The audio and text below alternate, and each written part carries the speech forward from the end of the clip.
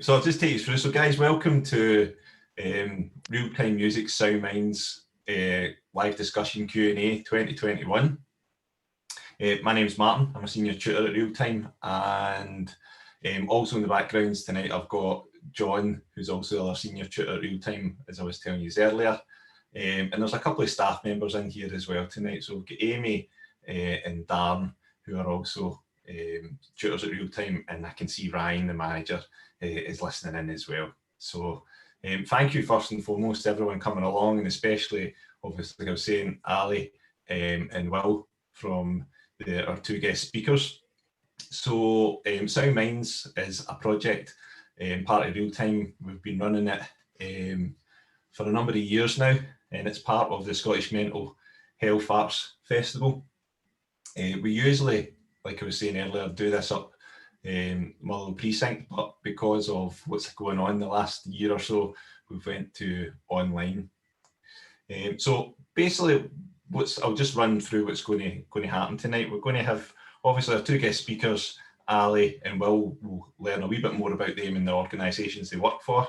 But the point of the discussion is basically how mental health affects young people. And this year's theme is normality, and obviously that's quite a broad theme. So what we've done is we've went away and asked a couple of young people, you know, what they would like us to talk about in this Q&A. And obviously we've got some young people attending, which is fantastic. And we hope you guys will get involved using the chat function in Zoom. So feel free to put in some questions to that, and John will get them in the background and make sure, I've got them as well, but John will make sure that I catch any questions and we can bring them to the guys and ask them and have a wee discussion about it.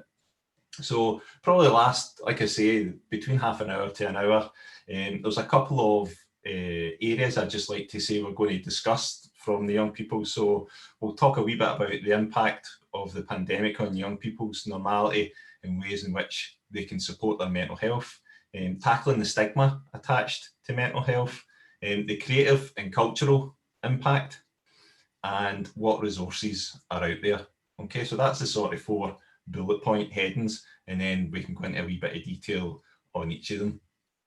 So I suppose first and foremost, I'd like to introduce Ali and Will, and if you don't mind maybe telling us a wee bit about yourself and the organisations that that you work for. So Ali, if we could start off with you, mate, that would be fantastic.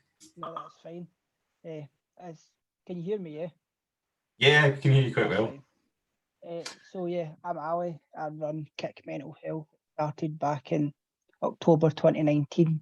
We're a peer support group that run free physical activities in different areas, as say maybe football, fitness, kind of walking groups. And we also run a chat-based virtual activity, which is a Zoom call every Thursday night. And then on top of that, we also run a weekend sessions project that helps up and coming supporting up and coming artists through our Facebook page, whereas I think we've already had about 50 people on in a year. So we just kind of, we'll go through our physical activities. It's really just getting as many people out of the house as possible, try and get as many people along.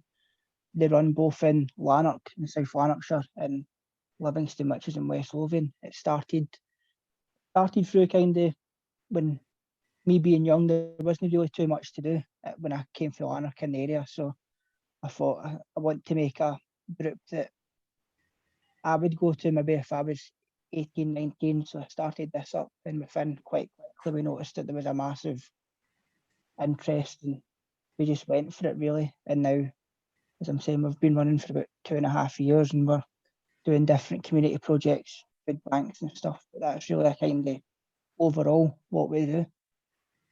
That's fantastic, mate. That's great how you've got, obviously, we can relate to that obviously through the music sense, but like you're coming at it from the physical activity sense as well in sport. And I had a wee look on your Facebook, and it's well attended, and you've got some great pictures up there, and I was really enjoying some of the live music I saw as well.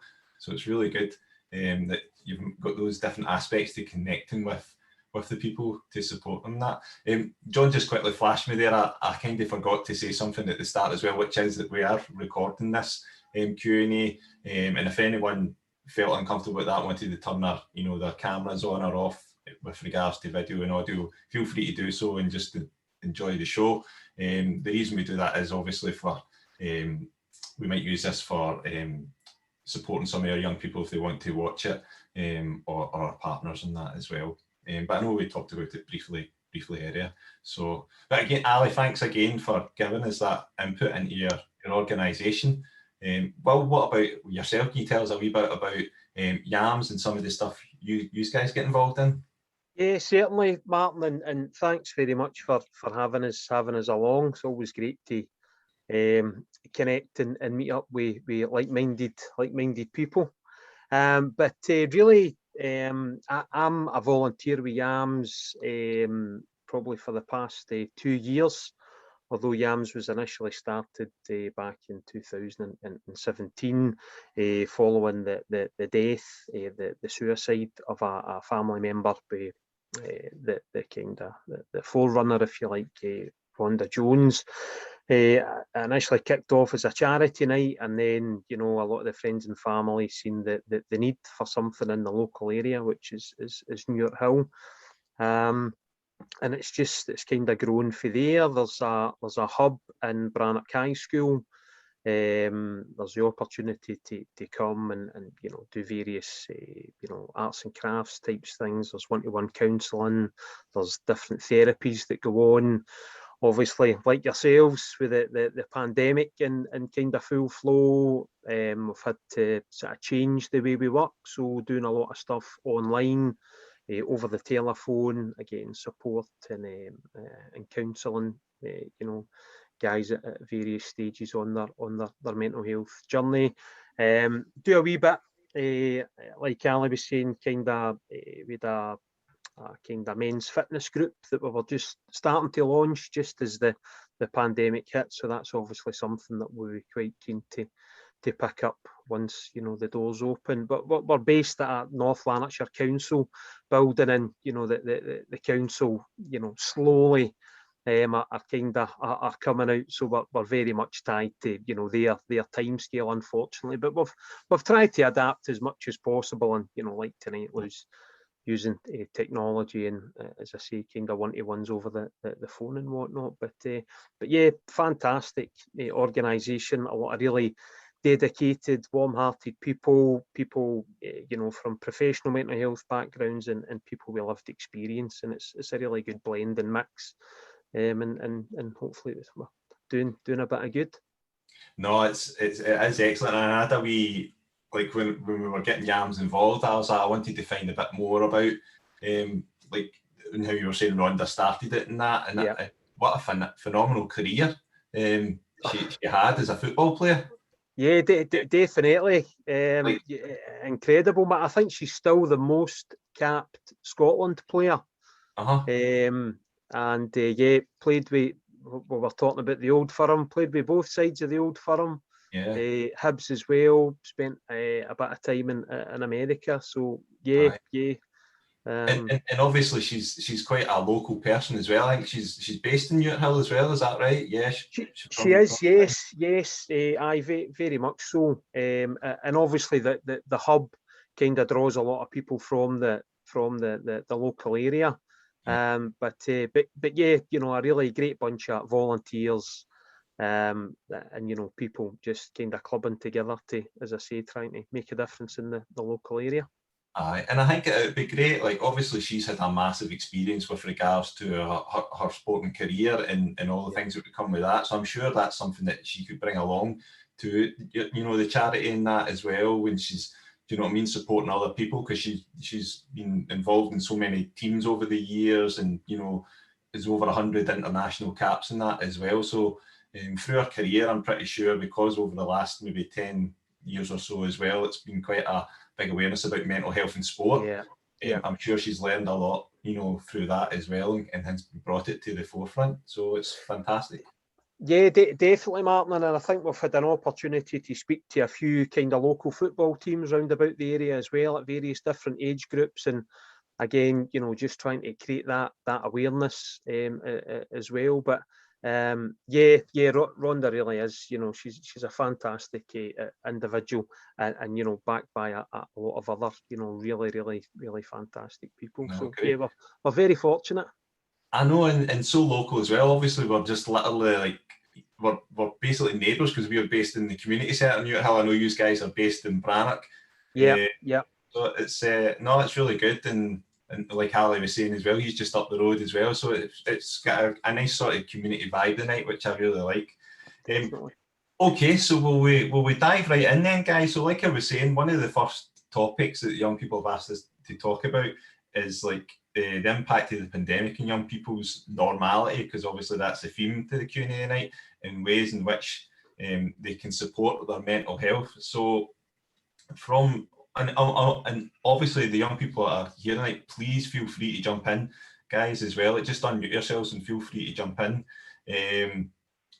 You know, we've been talking with some of them as well about how has it affected them, and obviously, I mean, schools massively been changed in the last wee while for young people, and spending time with their friends and pastimes. So, like throughout the pandemic, what have you guys sort of saw as well that maybe young people will have also struggled with? Is there anything that you can think of that's also came to mind, or are those sort of main things about school and their pals and their pastimes, like what yous have been seeing as well?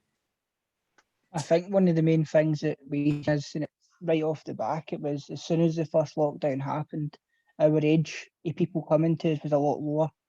Wow. From when we started in October, obviously, between October and February, our main age groups were maybe 22 to 27, whereas once the first lockdown hit, we are talking maybe 17 to 19. And that now, with the majority of people that come to us now are a lot younger than what we've seen before. So that maybe shows as well that there is an increase there for that need and the support and the sort of mental health category for the young people. Yeah, because I know like there is a lot of focus on obviously adult mental health and particularly young males, but like obviously our primary work is with young people, and that's dead interesting to actually hear you to say that, Ali, that you seen a greater need for young people. So yeah, that's why we started the music kind of stuff, because we wanted, once we noticed it was a different background of people that was coming, you need to try and think of something that everybody can get involved with. Not everybody wants to play football or stuff, so we had to kind of broaden our horizons. So we went through music, chat-based groups, and we've seen it work, and it's definitely worked over the past year or so. Great stuff. What about yourself, Will? Just exactly what Ali said. That has been a real noticeable change and trend. That some of the one-to-one stuff we're doing now, over 80% of that is you know, from kind of 17, 18, where, you know, prior to lockdown, you know, would have been kind of, you know, out with that sort of demographic. I think some of the stuff that's coming through is, you know, lack of, you know, support and interaction with peers. A lot of stuff now becoming online, creating a bit of anxiety and people, you know, worried about the situation, worried about older family members. But yeah, interesting that you know, we would echo exactly what Ali said, that in terms of the age, then there's been a real incline in younger people accessing YAMS.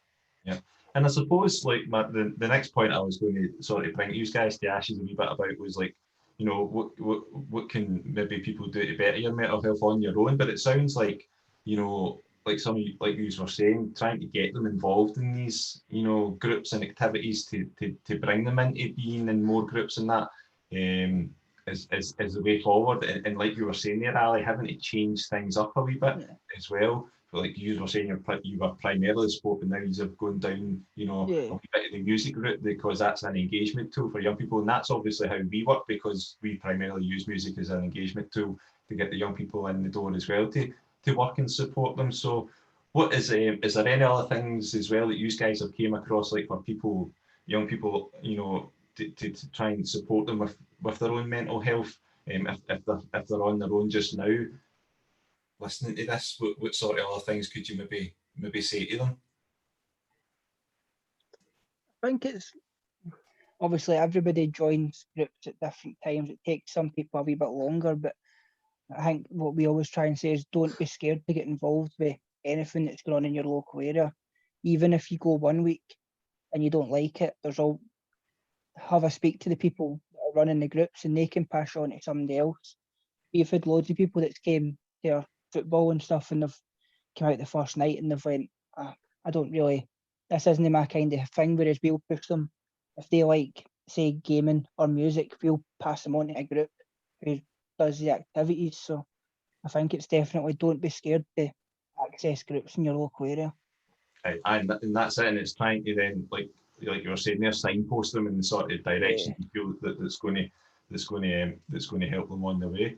I was oops, sorry, I didn't mean to... No, on you go. I have like a wee question, because obviously you're talking a lot about your what you're doing, that like the football and all that. Do you think moving to an online format had, just because we're talking about normality, do you think it had quite an impact on how people interact with you? And just obviously the guys come to you guys to get that social aspect, to do all the kind of stuff like that. Do you think moving it online had a massive impact on that, and maybe that explains a wee bit the age group change and stuff like that? I wonder sometimes. It's very difficult. It's probably driven by personality as well. Some people, I think, would maybe be more comfortable in an online format. You know, there's a bit of anonymity there. You know, there's maybe no pressure to contribute. As we said tonight, turn your camera off. You can just sit and listen. I know, again, we speaking to some guys that they maybe feel pressure joining a group because they feel they'll have to contribute, they'll need to say something, and we're always at pains to say, you know, just sit back, relax, you know, and just listen to other people's experience. And maybe there could be a certain amount of people that probably, you know, prefer this type of format, whereas attending a live group, you know, people are anxious, anxiety's on the go, you know, it might inhibit them a little bit. So I suppose, you know, it'll work for some and it won't work for others. And as Ali said, it's just about signposting people into something where it would be a good fit. And it's a generation thing. I think a lot of younger people are a lot more happy talking to their phone rather than maybe, I don't like the full circle thing. As I'm saying, I've done this for quite a number of years, and as I feel like we get a lot more out of people on Zoom than we would in a face-to-face chat. I think it's a lot easier if somebody's maybe feeling uncomfortable but wants to speak, they can just click their camera off and you're talking to nobody. So I think it's a generational thing. I think that's right, and like you said, if you're a young person in that situation, it's just about taking that not a big massive step like you were saying and going into a group situation, but it could be something as simple as this, and turn your camera off, and that's a smaller step for them. Do you know what I mean? It's more achievable and they feel more comfortable about it, and it's still going in the right direction with regards to supporting themselves and their mental health. So yeah, I think that's an excellent point you've made there. So no, that's really good. I suppose one of the other ones I wanted to quickly talk to you guys about this as well, it's slightly different, is other young people supporting their peers in these sort of situations as well. Have you seen much of that in the groups that you guys have been running, and how have you seen that sort of interaction been happening as well between young people? You want to go, Ali? Aye, it's fine. I can't really say we've got a lot of experience in that. We've only had one or two, and they were actually just as lockdown was happening, and we're quite happy that we had a kind of support network with a couple of care places in South Lanarkshire and West Lothian, and we didn't really know what way to put it, so we passed both of them on to them. But we've seen them back at our groups after that, but definitely through that we passed them on straight away. It wasn't really expertise. And I mean, have you seen like any other young people's trying to support other young people's in your groups as well, Ali? Or? I would say so, yeah, because usually we've had a couple of instances where somebody's came onto our Zoom calls or stuff and they've brought a pal with them Brilliant. just to give them I guess it's just like if we ran an outdoor session, somebody would maybe bring their pal the first night. But it's the exact same as a Zoom call. They're still needing that wee bit of support, and if your pal's there, it does make it a lot easier. And that's exactly it, isn't it? So it's like your friend's already involved in this thing, and if you're feeling a bit anxious and that, you've got that support of them to go along and experience it, and that might be the wee turning point for that person to then get involved as well and start, back on their journey through whatever, mental health issues are affecting them at that moment in time as well. So no, that's great. And again, that's all part of the wee stepping stones, isn't it? It's like getting on and getting involved. So I was just wondering if you had seen any ways that young people were doing it, you know what I mean? Like you were saying there, like jumping on these Zoom calls and bringing their friends along. So you're like, Ali, I've seen another new face tonight in that as well. Mm-hmm. Is there any other ways you have saw, like maybe in face-to-face interactions, or is it, I suppose, been more online based? Probably the peer support, Martin, I would say is it's not something that we've witnessed a great deal of. However, some of the feedback we do get back, and I could probably speak from my own kids as well, is when they've attended something and they go into school or they're talking to their friends and maybe it comes up in conversation, probably even unknown to them, they're actually providing a bit of support and opening up a discussion without it being within the formal, realms of like sit down and talk about mental health. It's really, really good to hear sometimes that, flowing kind of naturally or not maybe like creating something to talk about it, but it's just becoming part of the conversation. Yeah. No, great. Definitely. Just like we were saying, getting involved is the first step. Do you know what I mean? Yeah. The hardest thing is to get somebody involved. We've noticed that once you get somebody along once, they'll come back the next week, no problem. It's just the big step is just try to make sure people feel comfortable that first week, and then they'll come back. Totally. And that actually leads us nicely on to the second part we were hoping to talk about tonight, which is tackling the stigma attached to mental health, and how can we change the norm. Again, our theme's about normality tonight, and like we were saying at the start, that is so broad now. Like there's so many things you could relate that to, and how things are, normality has changed, or we're getting back to normality. So I saw I'm going to fling a couple of things that the young people again mentioned to us in the lead up to the Q&A. But again, if you guys can keep in mind, tackling the stigma, how can we change the norm? So a couple of things that the young people have said to us is like this thing, basically we've been talking about a fear of crowds, scared of others and what they think, bullying and sort of having that safe environment so things like that don't happen. And then young people's images of themselves, the whole social media battle, you've got Snapchat and TikTok now and all these things. Self-discovery, that is another one that they mentioned. Do we think young people know this is a thing, about self-discovery? Can one focus on it, and how? So one young person actually said this. We're saying that they said it's difficult to find your norm nowadays, or they were saying that my friends are doing things I don't feel are normal anymore. So I suppose that's an experience of this young person who's grown up, and it might be new friends versus old friends that they're making, or relationships that they're making. So I've just chucked a load of stuff at you there. I'm well aware of that. So keeping some of that in mind, is organisations and young people, what sort of things, how can we change the norm? What do you guys think about that? What sort of things have you seen that's changed over the last year or so that's helping maybe tackle this stigma in mental health within young people?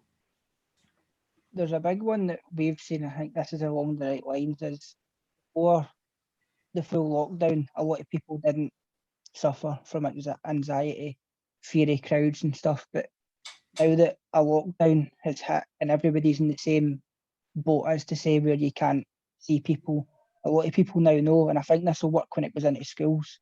A lot of people now know how it feels for people feeling it before. If you kind of get what I'm saying, so Yeah. I think that's what we're hoping, that will be one of the big things that we do see as people start to go back to school, as people start to go back to work, as people become a lot more understanding, because everybody's had a kind of taste of what it's like to be stuck inside, no too sure if they can see people, and I think hopefully that's what we will see. That's dead interesting saying that. Do you know what I mean? And obviously, you know, you think that it's actually so obvious, but it's probably, you know what I mean? It's not, but it is really. And you're totally right. Everyone's, because it affected absolutely everyone, the pandemic. Do you know what I mean? Then yeah. So no, that's a great point. Because with the whole normality, I think everybody's normal life's different. The only kind of normal thing we have is we're all used to seeing people, we're all used to contact. Whereas that's probably the main part of normality that everybody wants back at the same time. Yeah. Oh, absolutely. And again, like, you know, there's even the effect of that now, because we're getting back to normal, like you were saying, Ali. People are like, I've not done this for a year. I feel a bit strange probably doing it. Do you know what I mean? And even though it's your family and friends you're meeting up with again, it's like you're kind of, a part of you maybe is trying to retrain yourself on how to be sociable and that. So I suppose then, like, that's maybe sort of leading into like what we're saying about the fear of crowds and scared of others and what they think. So and maybe you guys have got you know, a good bit of experience about this when you were saying young people were coming to your groups and that. What sort of things like is there stuff that you guys do to sort of ease them in, or have you seen, or questions or ways that young people maybe act that you're like, right, cool, got you, and then you have to maybe try and put something in place of that to sort of ease them into the situation? Yeah, I think it's obviously just trying to make people feel as comfortable and as welcome as possible. And it's maybe just trying to kind of find that interest, obviously, with yourselves. You know, music's the thing, and with Ali, it's sport. But again, it's probably, you know, certainly from our point of view, it's just building up that relationship, you know, just hoping that guys will come back, and the more comfortable they feel, then the more they're kind of maybe ready to talk about, you know, thoughts and feelings. And I think, you know, as you were touching on, this generation even much more. I mean, when I was growing up, you know, real self-annihilation, that whole negative self-talk and all that kind of stuff was difficult enough before social media.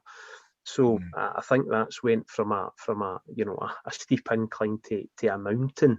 You know, when you think of the kind of constant barrages that guys kind of need to face with a lot of stuff online. But you know, I just think, you know, it's really just promoting as much as possible for people to keep talking. You know, keep talking about it. And I think if you can find that thing where you feel comfortable and you can discuss how you're feeling and what's you know, what's going on inside your head, it's absolutely invaluable. Absolutely invaluable. I think as well at this point, because I'd mentioned a wee bit in the spiel just leading up to the wee chat or discussion I had there, I was talking about like Snapchat and TikTok. I don't really know much about these apps. Okay, right? I'm going to be honest and say that. So this is where I'm kind of looking for maybe some of the younger guys in here tonight to say, like, they're the two big ones that I see just now, right? And the workshops I do for real time, I've seen me guys on these apps, right? And like we're saying, there's a big thing about, you know, the stigma of mental health, and social media is obviously, it's good for certain things and it's bad for, you know, you could argue, you know, it can be used in a negative way as well. So I'm almost putting this to the young people here tonight that came on this. Can use, is there anything, you know, any you would like to say about Snapchat or TikTok that you feel is used in a negative way or or a supportive way that any views I've seen, just feel free to unmute your mic and let us know. Because like I said, these are new apps that I've never really got involved with much, but I do see young people using them a lot. Obviously, I know about Facebook and, you know what I mean, apps like that, but what's the difference between TikTok and Snapchat? Because it seems to be that they're getting used a lot more now. Does anybody get any information on them? You going for it, Lee? Snapchat is like largely a messaging thing, just so Right. like that's going to be contacting people, like that's the main kind of use for it, whereas TikTok is kind of more the like media part of social media, where it's just like you're going through videos and stuff like that. I can't speak much on Snapchat because I don't use it a massive amount, but TikTok's interesting because it's very good with algorithms, and like that always has a positive and negative of it can give you a sense of community, and it can kind of like help you find the people that you might not, and like particularly in this time we're all feeling isolated, but like in general, if you've not got like particularly for like LGBT people, like if you've not got that in your local community, or you like feel like you don't, then like that kind of can make you feel a bit more normal. But it can also, as with everything in the internet, have like a kind of darker side of like maybe reflecting more negative things that people are feeling, and like that's obviously like there's always going to be that part of the internet. Those are just my thoughts. It's kind of the same as everything else. No, in fact, and thanks for that, Levi. And one of the things I was like, because like I said, we asked young people what we would like to talk about in this, and that was one of the things they said, you know, young people's images of themselves. And for me, like Snapchat is about taking photographs, I believe in that, and TikTok's videos. So it's very, very image driven. And whereas Facebook, I mean, yeah, people, you know, put up photos on that Facebook, but they sometimes put messages and it's more text based. But like what I've seen with Snapchat and TikTok, it's very. I actually, from one of my workshops, I went out of my way to actually look up some TikTok and try and clue myself in on it. I'm not that old, but I needed some help. And I actually found some shocking stuff. There's not so much on the app itself, but like on YouTube, so like the video programs and that, there's a lot of people taking TikToks and turning them into what's called cringe comps, which is basically some guy going on to TikTok, recording these people's TikToks that they find funny to laugh at. So maybe it's a guy expressing, like doing a dance or whatever, and they thought that was hilarious that this guy looked like that or whatever, and they'll post it on YouTube for people to watch.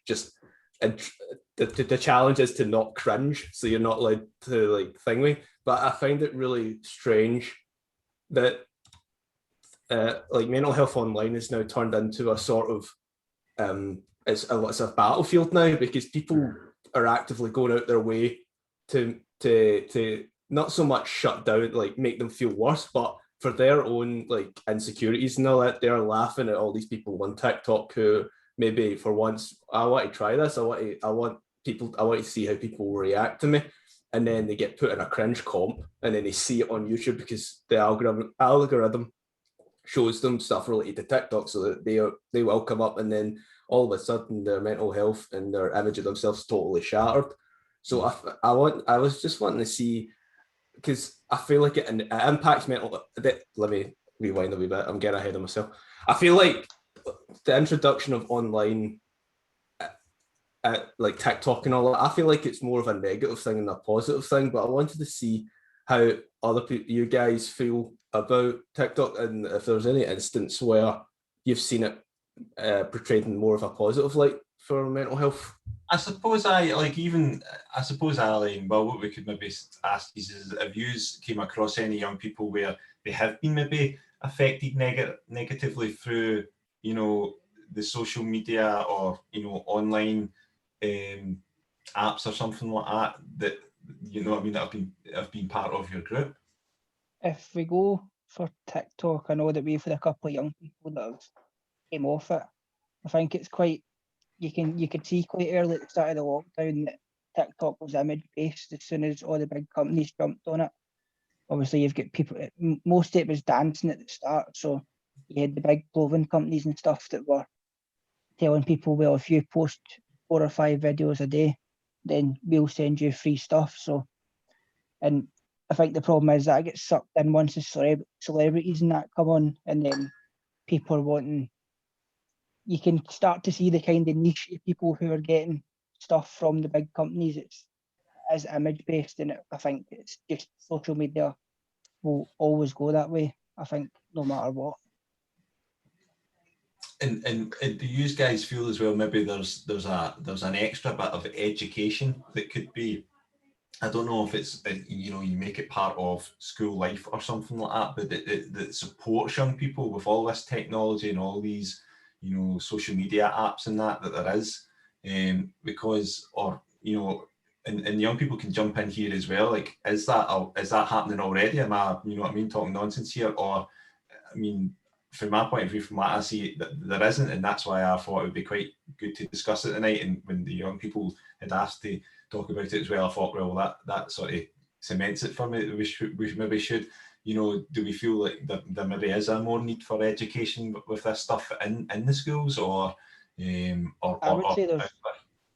would say there's definitely a place in it for online safety as a whole. I think, but there's that many. I think a new social outlet comes out maybe every 4 months.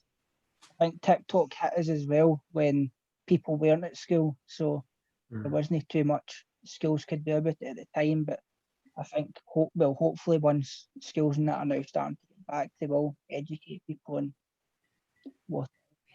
Yeah, and I think. Sorry, on you go. No, I think that the kind, as we were saying, that principle of likes and views and comments really generating your self-worth, for want of a better word, is really, really, really difficult, because somebody posts something up that as Darren was saying, and you think it's great, and then there's no likes, or there's no comments, or there's no shares.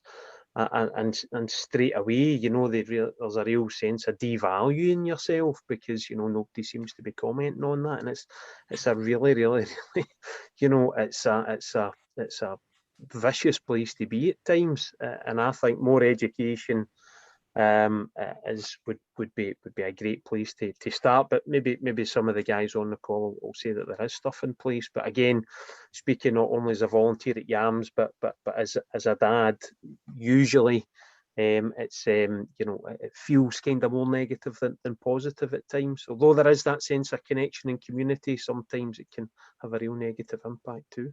Yeah. I'm at school, and I'm in 6th year, but I don't know what it's like for the 1st and 2nd years. But there is really no oh, you should watch what you're doing with this on TikTok. You should watch what you're doing in this on social media.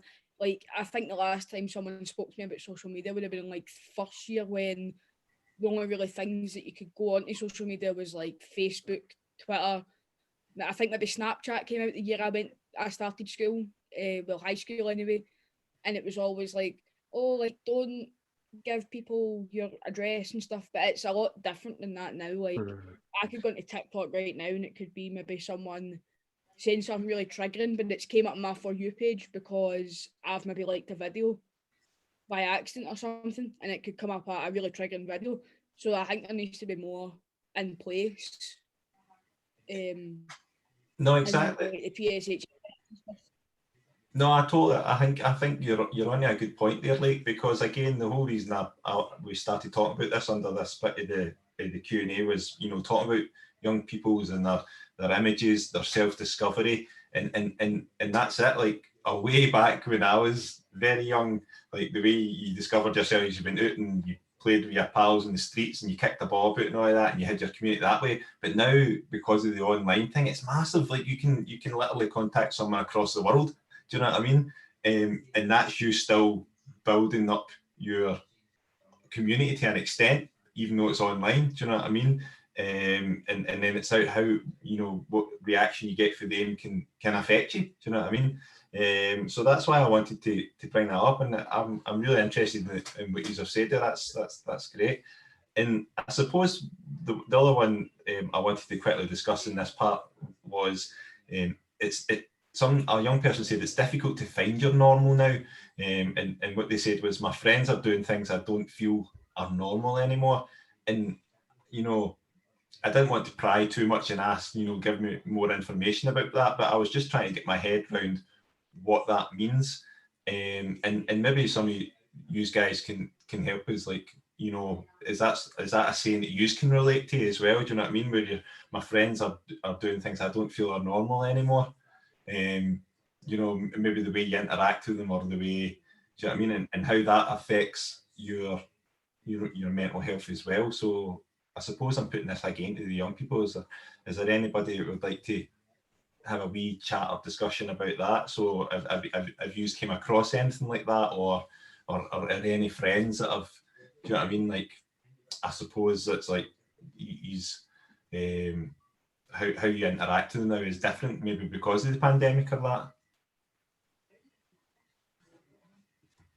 Is it more like, I suppose during the pandemic, the way I kept in contact with my family was definitely more online than face to face, like we were saying, and the video phone calls get ramped up. Do you now think that that might be something that's more norm for young people with regards to seeing them face to face? Something that I found, there's like a couple of things, just because no one else has like spoken. I was kind of holding back in case anyone else had something to say. But me and my friend, like even before lockdown, we were video calling quite regularly. It was like a couple times a week, and we were still seeing each other like in person. And then there was a point from like Christmas till just like a couple weeks, or maybe like a month ago, maybe. Not Christmas, it was Halloween. It was like a good like 6 months where we like literally had no conversations. We had a couple of texts here and there, and we were like sharing memes and stuff like that. But neither of us knew what was going on with either like the other person's life, and it was just like very kind of like, okay, so I've broken up with him, I have a new job now, and then there was no like actual conversation, because it's just so much effort.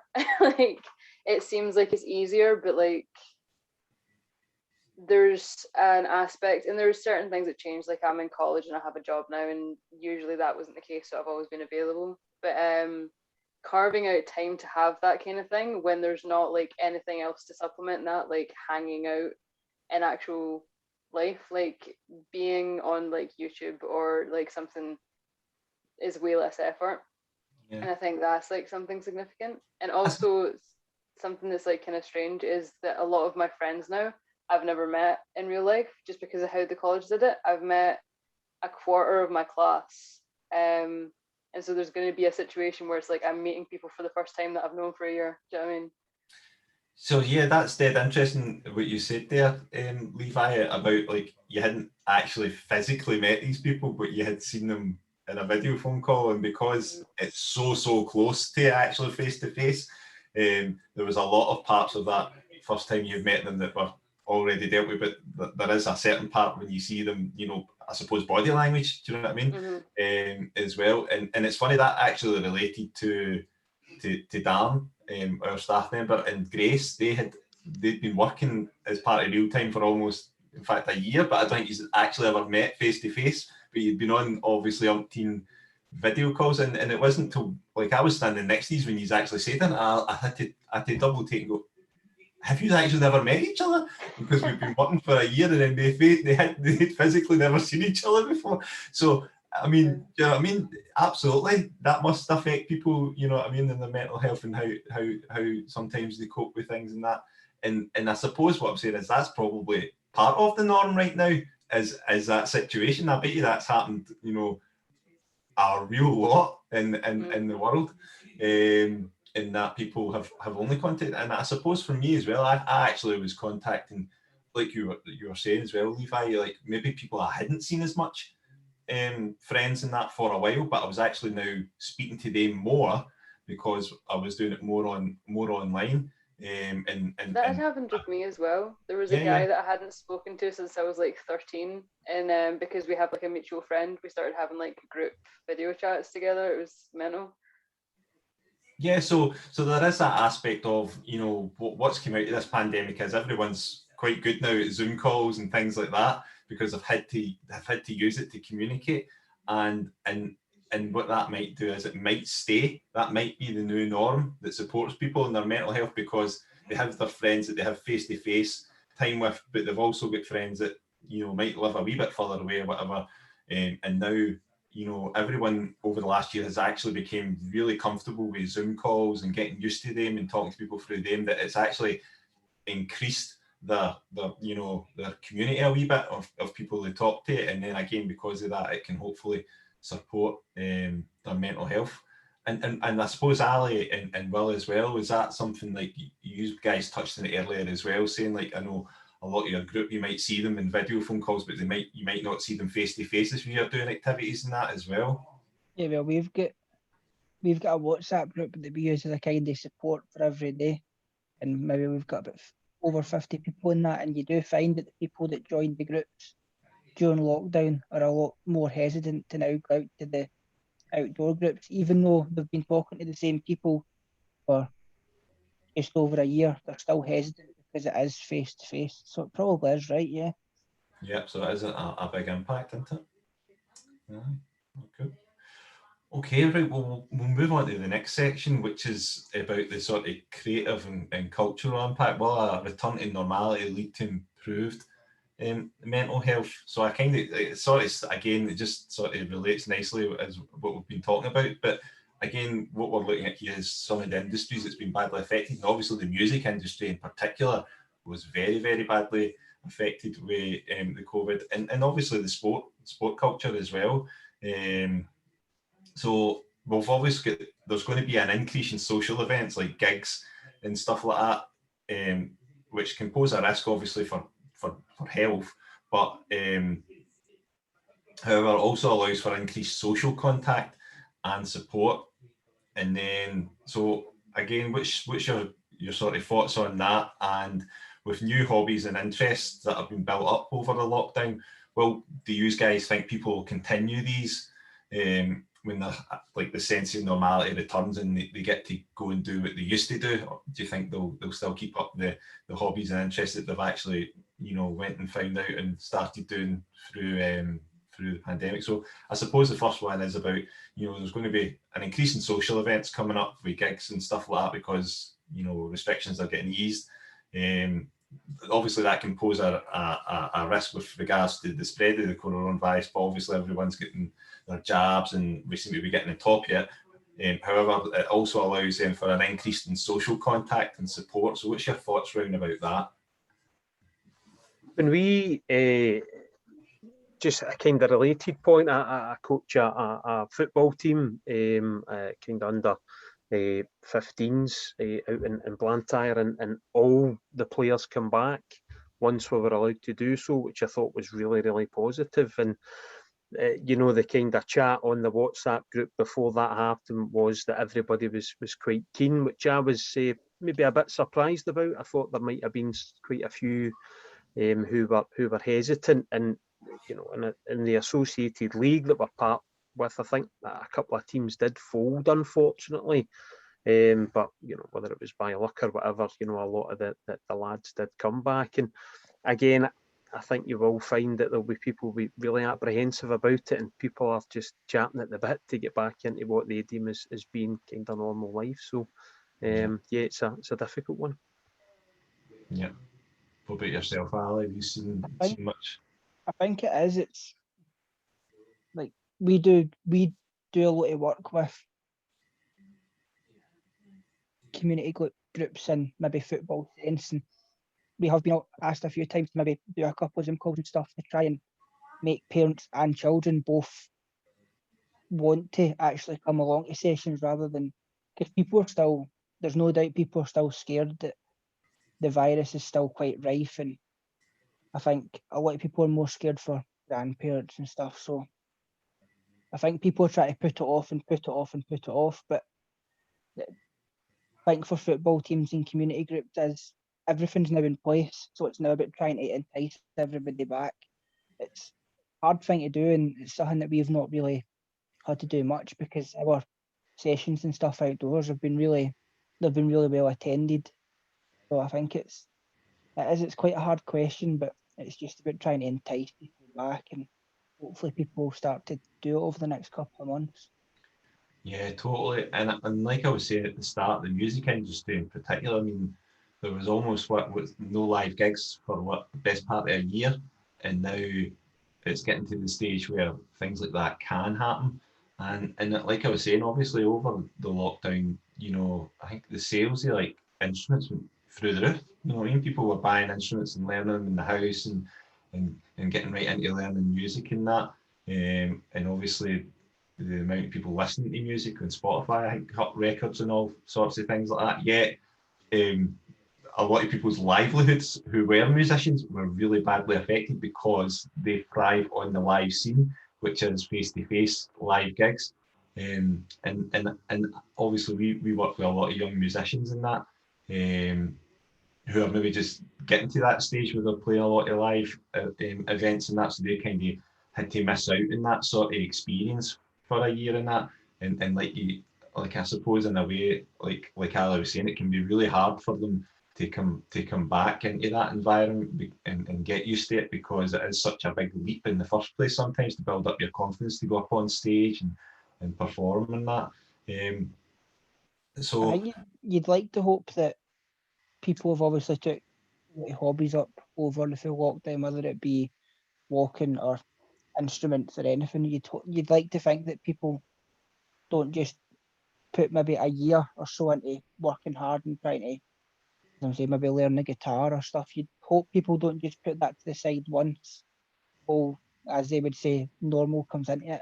There's probably a lot more musicians out there now than there maybe was before, just because people have picked up an instrument and realised, oh, I actually like this. This could be something that I could do in my spare time. So I think no, it's maybe something that we'll need to wait and see about once places start to open. But I think there'll be a big uptake in stuff like music and yeah, no, absolutely. And I suppose like as well, like I know we get torn into the sort of online and apps and all that stuff earlier, but again, that might be the sort of like what we talked about at the start, the stepping stone for people, you know, to feel comfortable about getting back into environmental, like playing a gig in front of others or that, is that they might do a wee video of themselves, you know, and put that video out on the internet, and that's part of them getting themselves maybe feeling ready that they can then, right, cool, I've done a couple of videos now online, I feel like I could maybe go down to my local pub or whatever and maybe play a wee acoustic set or something like that, and that's their way they build it up. Do you know what I mean? That's maybe a good way that online stuff can get used to support people and get them feel comfortable about themselves and that. What do you think about that?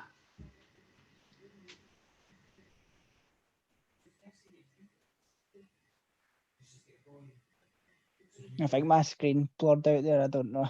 No, I suppose Alan, I suppose you were saying as well, like you've actually been using that, like the live performances as part of your the Facebook group and that you've got to support people getting involved, using the live music and that. And it might be that, I don't know, maybe something down the line you might have a night where you have face-to-face contact with the people you've been working with, and some of these performers that people have been seeing online might come and actually perform for them live. Do you know what I mean? Face-to-face, something like that. Yeah, I think when we started it's weekend sessions we call it, just with it's just one night a week. I think when we started it was with all the people that ran our group, music was a kind of interest that everybody had. So I think we tried it, and I think we've seen as well, see a lot of people that have been on our Facebook started properly during lockdown. And I think we've got a couple of nights hopefully planned for the future.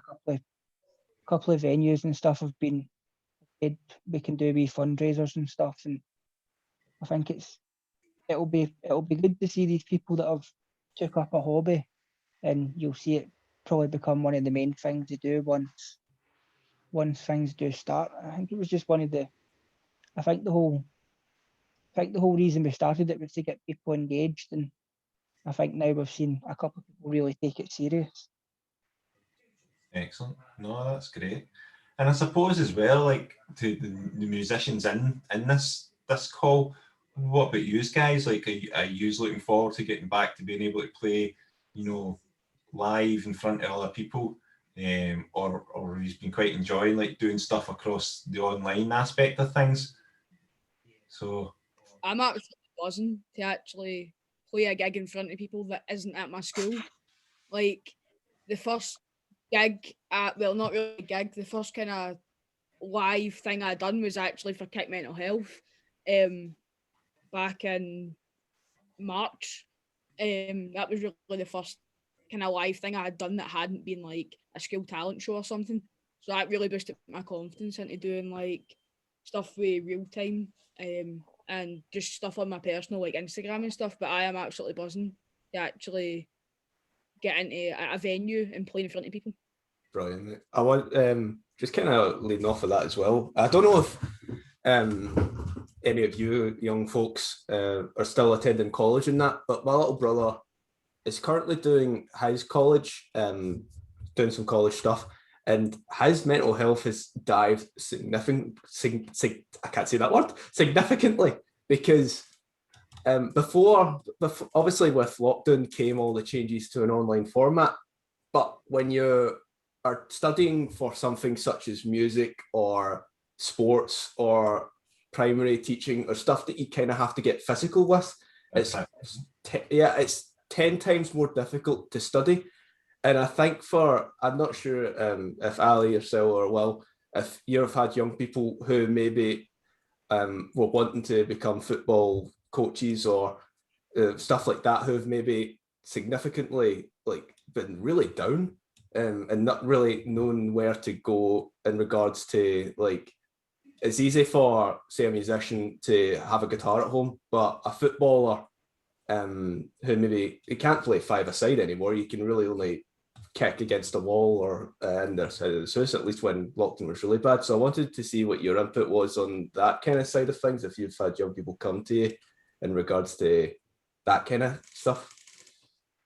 I think we ourselves, it's just trying to, make some provision, whether that be football coaching over like a Zoom call, which, it's not the same, you're not getting that camaraderie with all the other guys being there, but at that time it's all we could do.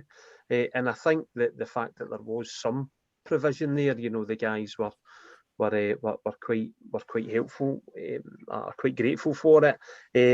We did various kind of online type coaching courses and all that as well. So you're just trying to make the best out of a bad situation. But again, I think the guys enjoyed what we tried to facilitate at that time, understanding everything that was going on.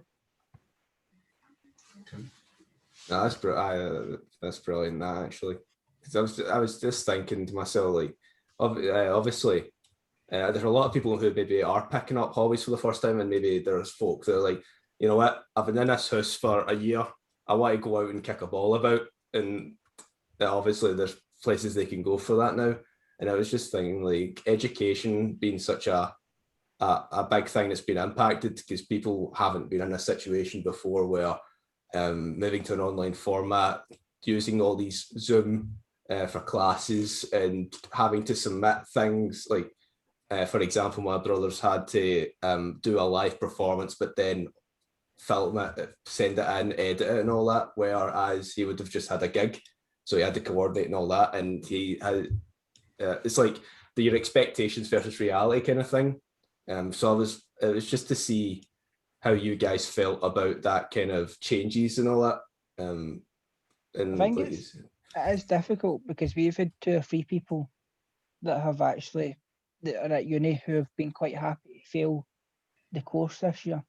They've realised that it's been really difficult, and they've spoke to people, and I think once they realised that next year hopefully it will be back to face learning, it's a sad reality, but a couple of people have actually said, I think if I fail the course this year, I think it will be better for me in the long run when I get back to face. I don't know if that helps the question. No, that's a perfect example of what I was thinking. It's just going back to normality, like everyone's normal for education, and then having the mental health dive of being forced into an online format can really have that effect on you. And like you said, you do what you can for these wee guys, and usually that's enough. But a lot of young people who have been stuck in the house having to try and make do with their courses and that suffer. And I feel like, oh, sorry, Nick, go for it. Uni is a massive, uni and college is a massive part of growing up, I would say. Most people do meet really good pals through uni. So these people that are going into first year, have been in first year, they've not had a chance to meet people yet. They're talking to screens. So I think it's the whole mental health thing is people do feel secluded because as much as you're talking to somebody daily, you're not really getting to know them as a person. It's kind of just like you could be talking to a robot in that kind of way. And I think that's why we see the big mental health kind of dive when people start to feel like they don't really fit in courses stuff, and that's purely just because there's no face to face other than obviously Zoom. And I suppose that actually leads quite nicely on to the final section we're going to talk about tonight, was like resources to help young people as well. So obviously, Dan, you've mentioned there about, you know, your brother and the struggles he's had, you know, with it and that. And I'm assuming you got some support from college. Was there any other sort of avenues that he used to get support?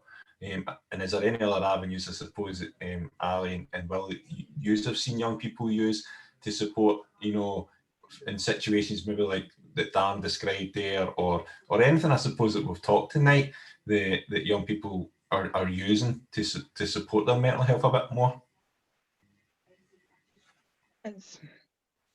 We've seen a lot of people come. We're quite lucky that a lot of people from community clubs have actually put people onto us, and then we've maybe put, as I kind of said with the carers a couple of questions ago, we managed to push them onto somebody who was better experienced.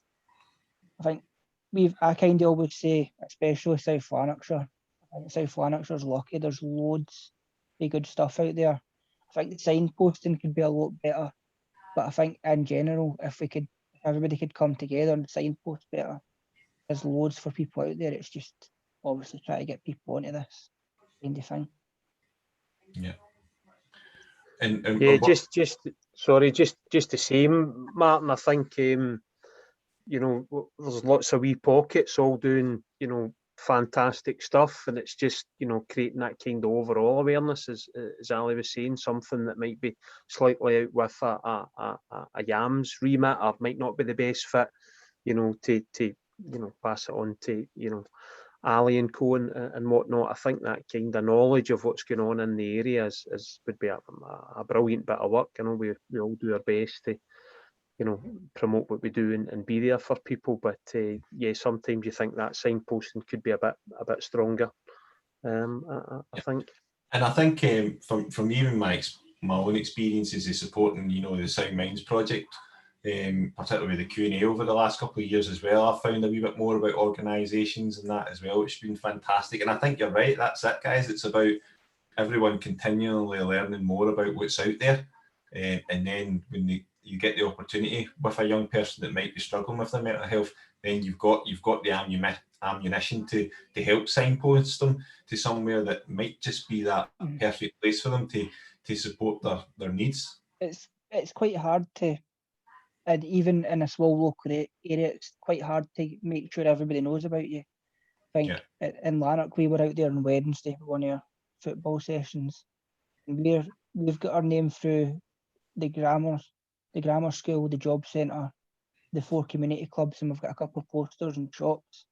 And somebody still came up the other day and said, I stayed in Lanark for 2 or 3 years, and he's like, I don't think I'd never heard these before. And that's just naturally, I think the worst thing is as well, I knew the person as well, so, but some people don't have the luxury of having social media. We do try and do a lot of work to stay active when the social media is, that's kind of our main kind of push, but as it's trying to make sure people know that there's groups in the area.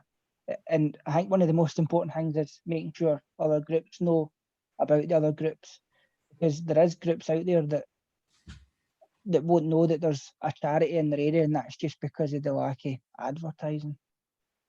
Yeah, no, I think that's a great point, and it's stuff like this, you know, getting, you know, charities and organisations together to talk about it, and get involved in each other's activities, which is totally helping break down those barriers. Do you know what I mean? So no, I think that's great. And what I was actually going to ask you guys is, after the Q&A tonight, if there's like some specific organisations that you think we should know about, like, would you mind emailing us through maybe a wee short list of that, and we can then, you know, pass that on to young people that we feel it might be useful, if you guys are okay for doing that.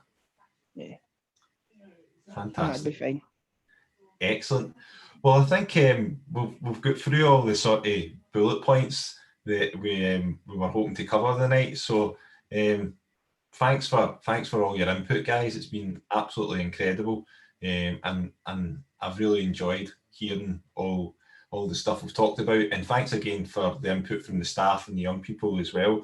Just before we finish up, I wanted to just tell you a wee bit more about what has been happening today. So throughout the day, we've had live performances from young musicians, and you can check them out on the Facebook page if you've missed them.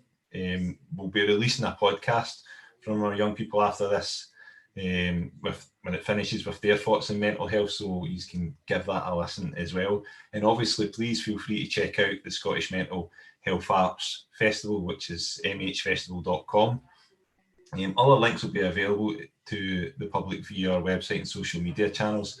And like I said, any information and organisations that Ali and Will, you can give us as well. We'll be more than happy to add them to that list and let the young people know about them. And then obviously any of them that watch this as well later on, they can hopefully have a wee listen to what we've been talking about tonight, and hopefully it helps them in some way. Do you know what I mean? It's, like you said, it's all about the communication and just taking that next wee step. And like I've said, I think we've talked about some really good stuff tonight, and some ideas and, you know, approaches to stuff, and how different things affect young people's mental health.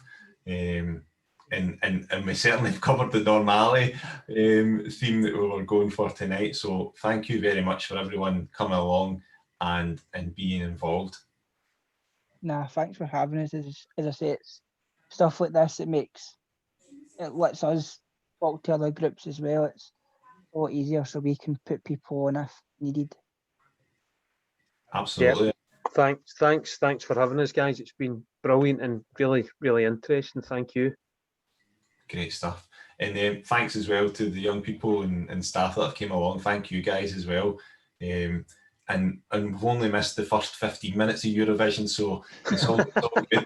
So, Dan, I believe your Pink Flamingo's up on the next act, mind you, mate, so you better go and get him ready for it. He's a bit nervous, as you can see. All right. So thanks everyone, and we'll end it there for tonight. But thank you very much for coming along, being involved in our live Q&A for Soundminds 2021. That was brilliant. That was good. Cheers. Okay, Cheers. Right. Take it easy, guys. Thanks very much. All right. Take care. Thank you. Farewell. Bye. See you soon.